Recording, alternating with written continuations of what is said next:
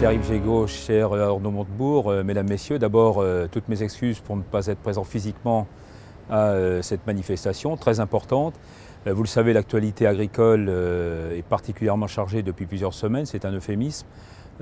Beaucoup d'actualité, mais aussi beaucoup d'espoir à travers les revendications que portent aujourd'hui à la fois les agriculteurs, que porte le monde agroalimentaire et je l'espère aussi nos partenaires de la distribution qui évidemment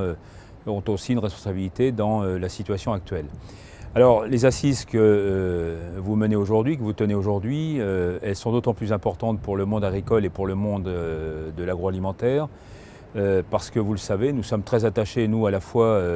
à des qualités qui nous sont souvent reconnues, des qualités de transparence, de savoir-faire, d'excellence, des qualités où nous pouvons aussi faire valoir les différents segments sur lesquels nous sommes adossés, qui vont à la fois du circuit court, en passant par les circuits de qualité, mais en passant aussi par une agriculture que l'on appelle plus conventionnelle, mais qui répond de fait à des standards, notamment sur le plan sanitaire,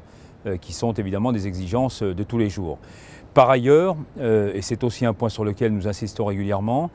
c'est ce qui nous permet aussi de présenter un solde positif de la balance du commerce extérieur, avec en moyenne sur quelques années 10-12 milliards par an d'excédents nets.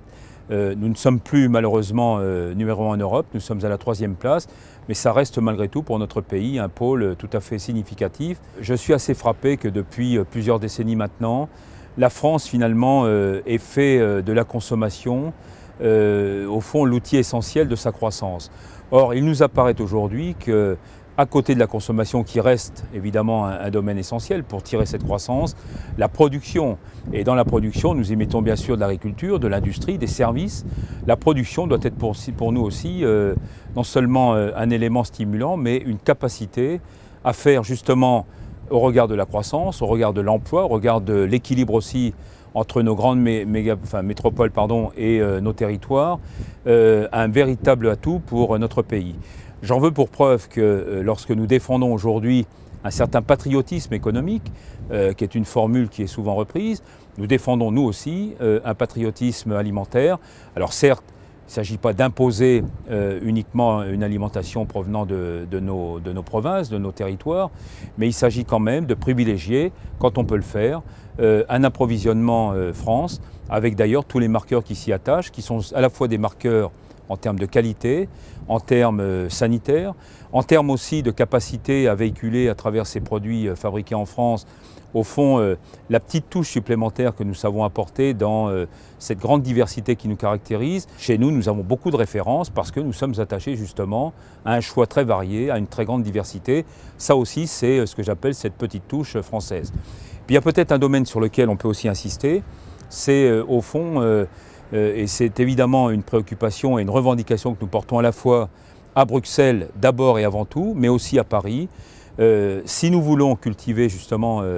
ce savoir-faire français et l'exprimer auprès des consommateurs, auprès de nos concitoyens, ça suppose pour le moins que ce citoyen et ce consommateur puissent être informés, d'où l'importance que nous attachons par exemple à l'étiquetage. C'est pour nous évidemment, je le disais, une revendication, c'est aussi pour nous évidemment un sujet sur lequel nous misons beaucoup parce que